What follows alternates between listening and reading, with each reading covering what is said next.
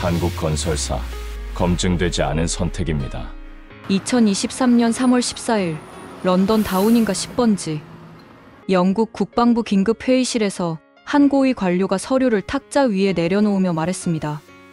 회의실은 순식간에 얼어붙었습니다. 참석자 대부분이 고개를 끄덕였고 몇몇은 비웃는 표정을 지었습니다. 유럽에도 검증된 건설사가 수십 개입니다. 독일, 프랑스, 네덜란드. 왜 하필 한국입니까?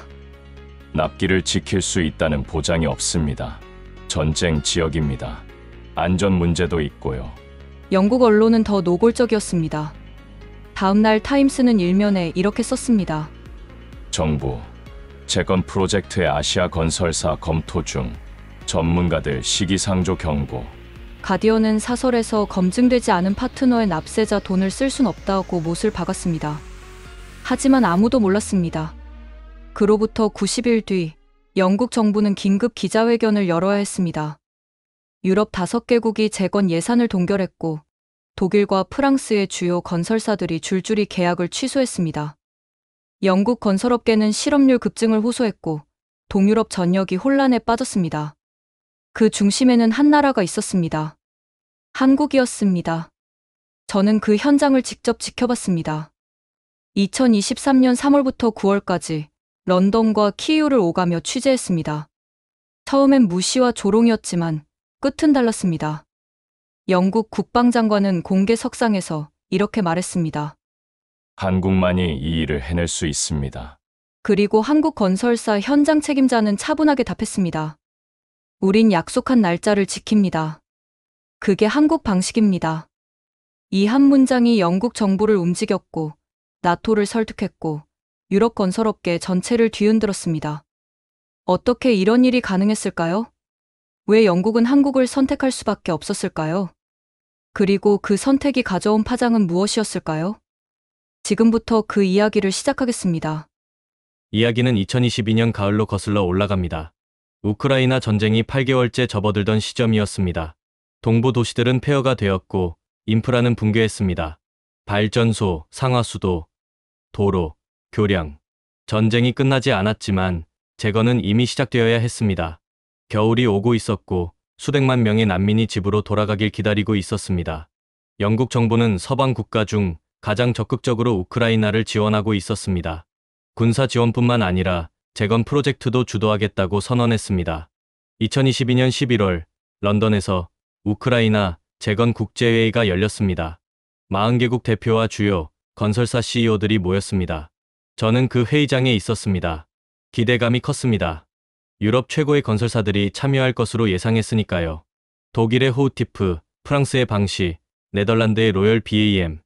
이들은 수십 년간 중동과 아프리카에서 대형 인프라 프로젝트를 수행한 검증된 기업들이었습니다. 하지만 회의는 예상과 달리 흘러갔습니다. 독일 대표가 먼저 손을 들었습니다. 안전 문제를 보장할 수 없습니다. 전쟁이 진행 중인 지역에 우리 인력을 보낼 수 없습니다. 프랑스 대표도 같은 입장이었습니다. 납기를 약속할 수 없습니다. 포격, 정전, 물류 차단. 변수가 너무 많습니다. 한 건설사 CEO는 더 솔직했습니다. 솔직히 말하면 수익성이 없습니다. 위험은 크고 보상은 불확실합니다. 회의실은 침묵에 빠졌습니다. 영국 국방부 차관은 당혹스러운 표정을 지었습니다. 결국 회의는 선거 없이 끝났습니다. 주요 유럽 건설사들은 모두 참여를 거부했습니다. 영국 정부는 난처한 상황에 처했습니다. 국제사회의 재건을 주도하겠다고 약속했지만 파트너를 찾을 수 없었습니다. 그때 한 외교관이 제안했습니다. 한국은 어떻습니까? 회의실에 있던 사람들이 고개를 돌렸습니다. 그 외교관은 계속 말했습니다. 한국 건설사들은 중동에서 검증된 실적이 있습니다. 납기 준수율도 높고 위험 지역 경험도 있습니다. 하지만 반응은 싸늘했습니다. 한국, 아시아 건설사를 유럽 재건 프로젝트에 투입하자고요? 그건 정치적으로 민감한 문제입니다. 유럽 건설업계가 반발할 겁니다. 검증이 필요합니다. 우크라이나는 실험 대상이 아닙니다. 저는 그날 저녁 몇몇 관료들을 인터뷰했습니다. 한 고위 관료는 익명을 조건으로 이렇게 말했습니다. 솔직히 우리도 선택지가 없어요. 유럽 건설사들이 다 거절했으니까요. 하지만 한국을, 글쎄요. 정치적 부담이 큽니다. 영국 언론은 더 냉소적이었습니다. 파이낸셜 타임스는 영국 정부 재건 파트너 찾기 난항, 플랜 B 필요 제목의 기사를 냈습니다. 텔레그래프는 칼럼에서 아시아 건설사는 유럽 기준에 맞지 않는다고 단정했습니다. 하지만 영국 정부에게는 시간이 없었습니다. 겨울이 코앞이었고 우크라이나는 기다릴 수 없었습니다. 2023년 1월 영국 국방부는 조용히 한국 대사관에 연락했습니다. 한국 건설사들과 논의할 기회를 갖고 싶다. 그렇게 한국 건설사 3곳이 초청장을 받았습니다. 하지만 영국 언론과 건설업계의 시선은 여전히 차갑기만 했습니다. 2023년 2월 28일 런던 국방부 청사 한국 건설사 대표단이 도착했습니다. 세계 기업 대표와 기술진 12명이었습니다. 저는 브리핑룸 밖 복도에서 그들을 봤습니다. 무거운 서류 가방을 든 채 차분한 표정이었습니다. 하지만 분위기는 우호적이지 않았습니다.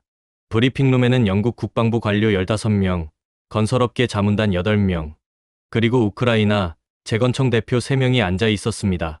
누군가 작은 소리로 말했습니다. 이게 마지막 옵션이라니. 참. 웃음이 새어나왔습니다. 한국 측 수석 대표가 발표를 시작했습니다. 우리는 6개월 내에 1단계 재건을 완료할 수 있습니다. 회의실이 술렁였습니다. 한 영국 관료가 손을 들었습니다. 6개월이요? 전쟁이 진행 중인 지역에서요? 유럽 건설사들도 불가능하다고 했습니다. 가능합니다. 한국 대표는 프로젝터 화면을 켰습니다. 저희는 1970년대부터 중동 전쟁 지역에서 인프라를 건설했습니다. 이라크, 리비아, 사우디, 위험 지역 경험이 50년입니다. 우크라이나는 저희에게 새로운 환경이 아닙니다. 그는 데이터를 보여줬습니다. 중동 프로젝트 납기 준수율 96%, 안전사고율 0.3%, 그리고 핵심 기술 모듈형 긴급 건설 시스템. 현장에서 조립만 하면 되는 사전 제작 방식이었습니다. 폭격이 있어도 작업을 멈추지 않습니다. 모듈은 안전 지역에서 제작하고 현장에서는 48시간 내에 조립합니다. 날씨, 전력, 물류 차단, 모든 변수에 대비한 시스템입니다. 영국 관료들은 서로 눈빛을 교환했습니다. 하지만 건설업계 자문단의 표정은 딱딱했습니다. 한 자문위원이 냉소적으로 물었습니다. 유럽 안전 기준은 충족합니까? 유럽 건설 규정은 아시아와 다릅니다. ISO 인증, 유럽 EN 규격 모두 충족합니다. 자료를 드리겠습니다. 회의는 2시간 동안 이어졌습니다. 한국 측은 질문마다 데이터로 답했습니다. 하지만 분위기는 여전히 차가웠습니다. 회의가 끝난 뒤 한 영국 관료는 복도에서 이렇게 말했습니다. 인상적이긴 한데 정치적으로 어렵습니다. 그날 저녁 영국 언론이 움직였습니다. 가디언이 첫 기사를 냈습니다. 정부, 우크라이나 재건의 한국 건설사 검토, 업계의 검증 부족 우려. BBC는 저녁 뉴스에서 건설업계 인터뷰를 내보냈습니다. 유럽에도 충분한 역량이 있습니다. 왜 굳이 아시아 기업을 불러야 합니까? 그리고 소셜미디어가 폭발했습니다. 트위터에서 해시태그 샵와이커리가 트렌드에 올랐습니다. 왜 한국인가? 유럽 일자리는? 건설 노조가 성명을 냈습니다. 영국 건설사들도 어려운데 해외 기업의 납세자 돈을 쓴다고. 며칠 사이 청원 사이트에는 한국 건설사 철회 청원이 올라왔고 3만 명이 서명했습니다. 영국 건설업계는 더 직접적으로 움직였습니다. 주요 건설사 CEO 12명이 공동 서한을 국방부에 보냈습니다. 유럽 건설사와 재협상할 것을 요청합니다. 한국 기업 선정은 시기상조입니다. 저는 그 무렵 런던 건설업계 모임에 참석했습니다. 한 중견 건설사 임원은 솔직하게 말했습니다. 한국이 진짜 잘할 수도 있어요. 하지만 우리 입장에서는 위협이죠. 만약 한국이 성공하면 앞으로 유럽 프로젝트에도 한국이 들어올 겁니다. 우린 그걸 막아야 해요. 영국 정부는 압박을 받았습니다. 3월 초 국방부 차관이 기자회견을 열었습니다. 아직 결정된 것은 없습니다. 모든 옵션을 열어두고 검토 중입니다. 사실상 한 발 물러선 것이었습니다. 그런데 바로 그때 상황이 급변했습니다. 3월 8일 독일 최대 건설사 호우티프가 폴란드 인프라 프로젝트 계약을 돌연 취소했습니다. 이유는 우크라이나 전쟁 장기화로 인한 동유럽 사업 리스크 재평가였습니다. 이틀 뒤 프랑스 방시도 루마니아 도로 건설에서 철수했습니다. 도미노가 시작된 것입니다. 폴란드 정부는 충격에 빠졌습니다. 인프라 프로젝트가 멈추면서 하청업체 23곳이 부도 위기에 몰렸습니다. 루마니아도 마찬가지였습니다. 예정된 고속도로 건설이 중단되면서 지역 경제가 타격을 받았습니다. 그리고 영국으로 불똥이 튀었습니다. 영국 건설업계는 유럽 건설사들과 긴밀하게 협력하고 있었습니다. 독일과 프랑스 기업이 동유럽에서 철수하자 영국 하청사들도 일거리를 잃었습니다. 3월 중순 영국 건설 고용지표가 발표됐습니다.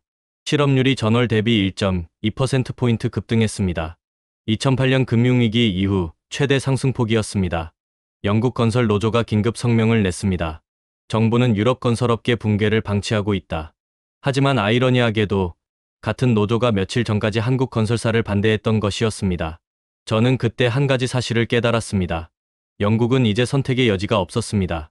유럽 건설사들은 스스로 떠나고 있었고 영국 건설사들은 우크라이나를 감당할 역량이 없었습니다. 남은 건 한국뿐이었습니다. 3월 20일 영국 국방부는 조용히 발표했습니다. 한국 건설사와 우크라이나 재건 1단계 계약을 체결했습니다. 그리고 진짜 전쟁이 시작됐습니다. 2023년 4월 3일 우크라이나 키이우 외곽 한국 건설팀 일진이 도착했습니다. 기술자 120명, 장비 37대, 그리고 컨테이너 200개. 저는 그 현장에 있었습니다. 폭격으로 무너진 건물들 사이 진흙탕 도로 위에서 한국 기술자들이 첫 삽을 떴습니다. 현장 책임자는 50대 중반의 조용한 남자였습니다.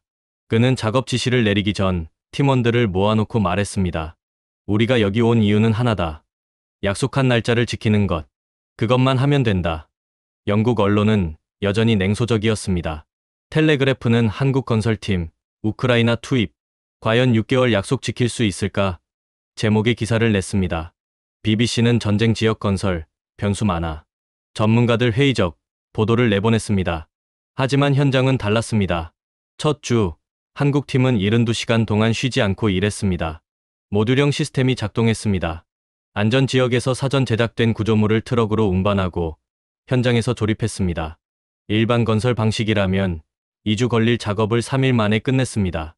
2주차, 첫 번째 건물이 완성됐습니다. 임시 의료시설이었습니다. 우크라이나 재건청 담당자가 현장을 방문했습니다. 그는 놀란 표정으로 말했습니다. 유럽 건설사들은 최소 한 달이라고 했는데 한국 현장 책임자는 담담하게 답했습니다. 우린 약속했습니다. 2주라고. 저는 그 순간을 기록했습니다. 그리고 이 숫자도 기록했습니다. 첫 30일 진척률 35%, 유럽 건설사들의 평균 진척률은 8%였습니다. 한국은 그보다 4배 이상 빨랐습니다. 그리고 더 놀라운 수치가 있었습니다. 납기 준수율 98%, 30일 동안 약속한 공정 중 98%를 정확히 지켰습니다. 폭격이 있었던 날도, 폭우가 쏟아진 날도, 정전이 된 날도 마찬가지였습니다. 우크라이나 현지 언론이 먼저 주목했습니다. 키이우 포스트는 일면에 한국의 기적 30일 만에 5개 건물 완공 제목을 뽑았습니다. 유럽 통신사들이 이 기사를 받았었고 영국 언론도 조금씩 톤을 바꾸기 시작했습니다. 하지만 영국 건설업계는 여전히 저항했습니다. 4월 중순 영국 건설협회가 성명을 냈습니다. 한국의 초기 성과는 인정하지만 장기적 안전성은 검증되지 않았다. 일부 언론도 이 논리를 따랐습니다. 속도만 빠르다고 좋은 건설이 아니다는 칼럼이 나왔습니다. 그런데 바로 그때 또 다른 도미노가 무너졌습니다. 4월 18일 폴란드와 루마니아를 넘어 헝가리, 체코, 슬로바키아까지 동유럽 5개국이 긴급 정상회담을 열었습니다. 주제는 하나였습니다. 유럽 건설사 철수로 인한 재건 예산 동결. 독일과 프랑스 건설사들이 동유럽에서 대거 철수하면서 이미 배정된 재건 예산 870억 유로가 집행되지 못하고 묶여 있었습니다. 5개국 정상들은 공동 성명을 발표했습니다. 유럽 건설업계의 책임 있는 대응을 촉구한다. 하지만 독일과 프랑스는 움직이지 않았습니다. 그들에게 동유럽은 이미 손실 가능 지역이었습니다. 영국도 타격을 받았습니다. 동유럽 5개국은 영국에 직접 요청했습니다. 영국 건설사라도 보내줄 수 있는가? 하지만 영국 건설사들은 이미 자국 프로젝트도 감당하기 벅찼습니다. 실업률은 계속 올라가고 있었고 정부 지원금도 바닥나고 있었습니다. 그리고 5월 1일 결정적인 순간이 왔습니다. 영국 최대 일간지 더 선더선이 일면을 바꿨습니다. 대문짝만한 사진 한 장. 우크라이나 키이우 외곽, 완공된 주택단지 앞에 선 한국 기술자들. 그 위에 큰 글씨로 이렇게 썼습니다. REBUILD, WITH, KUREA. 기사는 이렇게 시작했습니다. 60일 만에 12개 건물, 3개 도로, 2개 교량. 한국이 해냈다. 유럽이 못한 것을 한국이 해냈다. 저는 그날 런던 거리를 걸었습니다. 지하철역마다 더 선의 일면이 붙어 있었습니다. 사람들이 그 사진을 보며 이야기했습니다. 한국이 대단하네. 우리도 배워야 하는 거 아냐? 소셜미디어도 달라졌습니다. 2달 전 샤바이 코리아를 외치던 사람들이 이제는 샤번 레이 코리아를 말하기 시작했습니다. 오직 한국만이 할 수 있다. 영국 건설협회는 침묵했습니다. 반박할 근거가 없었습니다. 숫자가 모든 것을 말해주고 있었으니까요. 그리고 저는 다시 우크라이나로 향했습니다. 이제 클라이맥스가 다가오고 있었습니다. 6개월 약속의 마지막 달이었습니다. 2023년 9월 30일 우크라이나 키이우. 약속된 날이었습니다. 정확히 6개월 전 한국 건설사는 6개월 내에 1단계 재건을 완료하겠다고 말했습니다. 오늘이 그 마지막 날이었습니다. 저는 새벽 5시에 현장에 도착했습니다. 한국 기술자들은 이미 일하고 있었습니다. 마지막 점검 작업이었습니다. 현장 책임자는 체크리스트를 들고 하나하나 확인했습니다. 건물 38개, 도로 12km, 교량 5개, 상하수도 시설 3곳. 오전 10시 영국 국방장관이 도착했습니다. 그는 우크라이나 재건청장, 나토 대표단과 함께 현장을 둘러봤습니다. 완공된 주택단지, 의료시설, 학교, 도로. 그는 아무 말도 하지 않았습니다. 다만 천천히 걸으며 하나하나 살폈습니다. 한 주택 앞에서 그가 멈췄습니다. 문을 열고 안을 들여다봤습니다. 깨끗하게 마감된 벽, 작동하는 전기, 따뜻한 난방. 그는 우크라이나 재건청장을 돌아봤습니다. 이게 다 6개월 만에? 재건청장이 대답했습니다. 네, 정확히 180일입니다. 하루도 늦지 않았습니다. 영국 국방장관은 고개를 끄덕였습니다. 그리고 한국 현장 책임자를 불렀습니다. 어떻게 이게 가능했습니까? 유럽 최고 건설사들도 불가능하다고 했는데. 한국 책임자는 잠시 생각하더니 조용히 대답했습니다.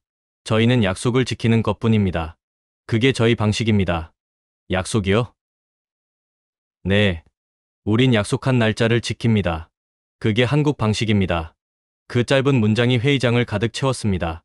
영국 국방장관은 말없이 그를 바라봤습니다. 나토 대표단도 침묵했습니다. 그리고 저는 그 순간을 카메라에 담았습니다. 오후 2시 공식 준공식이 열렸습니다. 우크라이나 정부 인사, 영국 대표단, 한국 건설팀이 모였습니다. 영국 국방장관이 단상에 올랐습니다. 그는 준비된 연설문을 꺼내지 않았습니다. 대신 즉석에서 말했습니다. 저는 6개월 전 이 프로젝트를 승인할 때 솔직히 확신이 없었습니다. 많은 사람들이 반대했습니다.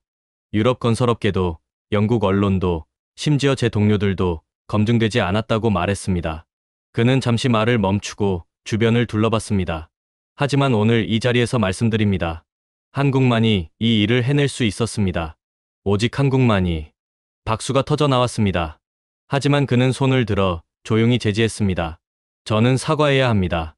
처음 한국 건설사를 초청했을 때 우리는 존중하지 않았습니다. 검증되지 않았다. 아시아 기업은 유럽 기준에 맞지 않는다. 그런 말들을 했습니다. 그것은 잘못이었습니다. 그는 한국 대표단을 향해 고개를 숙였습니다. 한국 건설팀에게 정식으로 사과드립니다. 그리고 감사드립니다. 여러분이 없었다면 이 재건은 불가능했을 것입니다.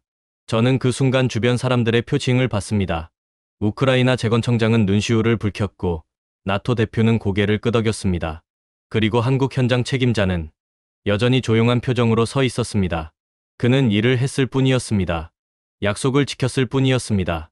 다음 날 영국 정부는 공식 성명을 발표했습니다. 영국 정부는 한국 건설사의 우크라이나 재건 성과를 높이 평가하며 초기 검토 과정에서의 부적절한 발언에 대해 사과합니다. 한국은 신뢰할 수 있는 파트너입니다. 그리고 같은 날 나토 본부 브뤼셀에서 긴급 회의가 열렸습니다. 의제는 한국 건설사와의 글로벌 인프라 협력 방안이었습니다. 10월 5일 나토는 공식 발표했습니다. 나토는 한국 건설사들과 장기 인프라 협력 합의를 체결했습니다. 향후 나토 회원국 내 긴급 재건 프로젝트의 한국 기업을 우선 파트너로 고려할 것입니다. 유럽 건설업계는 충격에 빠졌습니다. 그들이 6개월 동안 조롱하고 반대했던 그 한국 기업이 이제는 나토의 우선 파트너가 된 것입니다. 저는 그날 저녁 런던으로 돌아왔습니다. 히드로 공항 라운지에서 BBC 뉴스를 봤습니다. 앵커는 이렇게 말했습니다. 한국 건설사의 우크라이나 재건 성공은 유럽 건설업계의 경종을 울리고 있습니다. 속도와 신뢰, 그 두 단어가 앞으로의 글로벌 건설 시장을 바꿀 것으로 보입니다. 저는 노트북을 열고 기사를 썼습니다. 제목은 이것이었습니다. 약속을 지킨 사람들, 한국 건설사가 유럽에 가르친 것. 그리고 마지막 문장은 이렇게 끝냈습니다. 신뢰는 계약보다 오래 간다. 한국은 그것을 증명했다. 2023년 11월 런던. 영국 국방부와 한국 건설사 컨소시엄은 정식 장기 계약을 체결했습니다. 계약 기간 10년, 규모 250억 파운드. 우크라이나뿐 아니라 향후 나토 회원국 내 모든 긴급 재건 프로젝트에 한국 건설사가 우선 참여하는 내용이었습니다. 저는 그 서명식에 참석했습니다. 영국 국방장관과 한국 대표가 악수를 나눴습니다. 카메라 플래시가 터졌습니다. 하지만 가장 인상 깊었던 것은 서명 후 국방장관이 한 말이었습니다. 6개월 전 우리는 선택지가 없어서 한국을 불렀습니다. 하지만 이제는 다릅니다. 우리는 한국과 함께 일하기를 원합니다. 신뢰할 수 있는 파트너이기 때문입니다. 같은 달 우크라이나 키이우 외곽에서는 작은 행사가 열렸습니다. 한국 건설사가 재건한 주택단지 입구에 간판이 세워졌습니다. 파란 바탕에 흰 글씨로 이렇게 쓰여 있었습니다. KUREA BUILT. 한국이 만들었다. 그 간판은 단순한 표지가 아니었습니다. 약속의 증거였습니다. 신뢰의 상징이었습니다. 저는 그 간판 앞에서 우크라이나 주민들을 인터뷰했습니다. 한 60대 여성은 이렇게 말했습니다. 유럽 건설사들은 오지도 않았어요. 한국 사람들만 왔죠. 추운 겨울에도 일했어요. 약속을 지켰어요. 또 다른 남성은 이렇게 덧붙였습니다. 이제 우리 아이들이 학교에 갑니다. 한국이 만든 학교예요. 감사해요. 그리고 영국 건설업계는 변하기 시작했습니다. 11월 말 영국 건설협회는 긴급 총회를 열었습니다. 의제는 한국 건설 방식 연구 및 도입이었습니다. 6개월 전 한국을 조롱했던 그들이 이제는 한국에게 배우겠다고 나선 것입니다. 한 건설사 CEO는 협회 연단에서 솔직하게 인정했습니다. 우리는 틀렸습니다. 한국을 과소평가했습니다. 그들은 우리가 잃어버린 것을 가지고 있었습니다. 약속에 대한 신뢰, 납기에 대한 책임감. 우리는 그것을 다시 배워야 합니다. 12월 영국 주요 건설사 3곳이 한국 건설사와 기술 제휴를 맺었습니다. 모듈형 건설 시스템, 긴급 공정관리 노하우, 위험 지역 안전 프로토콜. 한국의 기술과 경험을 배우기 시작한 것입니다. 저는 그 과정을 지켜보며 한 가지 사실을 깨달았습니다. 이것은 단순히 한 프로젝트의 성공이 아니었습니다. 패러다임의 전환이었습니다. 유럽은 오랫동안 검증된 것, 익숙한 것에만 의존했습니다. 하지만 한국은 다른 가치를 보여줬습니다. 약속, 신뢰, 책임, 그리고 그것이 진짜 경쟁력이라는 것을. 2024년 1월, 저는 다시 우크라이나를 찾았습니다. 한국 건설팀은 2단계 재건을 시작하고 있었습니다. 현장 책임자는 여전히 조용한 표정으로 작업 지시를 내리고 있었습니다. 저는 그에게 물었습니다. 6개월 전 이렇게 될 줄 아셨습니까? 그는 잠시 생각하더니 대답했습니다. 저희는 그저 일을 했을 뿐입니다. 약속을 지켰을 뿐이고요. 결과는 자연스럽게 따라온 것 같습니다. 그 말이 모든 것을 설명했습니다. 신뢰는 계약보다 오래 갑니다. 약속은 말보다 강합니다. 한국 건설사는 말이 아닌 행동으로 그것을 증명했습니다. 6개월이라는 짧은 시간 동안 그들은 유럽 건설업계 전체를 뒤흔들었고 나토를 움직였고 영국 정부를 설득했습니다. 그리고 무엇보다 우크라이나 사람들에게 집을 돌려주었습니다. 저는 이 이야기를 마무리하며 여러분께 묻고 싶습니다. 진짜 경쟁력은 무엇일까요? 화려한 브랜드일까요? 오랜 역사일까요? 아니면 약속을 지키는 것, 신뢰를 쌓는 것일까요? 한국 건설사는 답을 보여줬습니다. 그리고 그 답은 지금도 우크라이나 현장에서 KUREA BUILT 간판 아래에서 계속되고 있습니다. 여러분의 생각은 어떠신가요? 댓글로 의견을 나눠주시고 이 이야기를 더 많은 분들과 공유해 주시면 감사하겠습니다.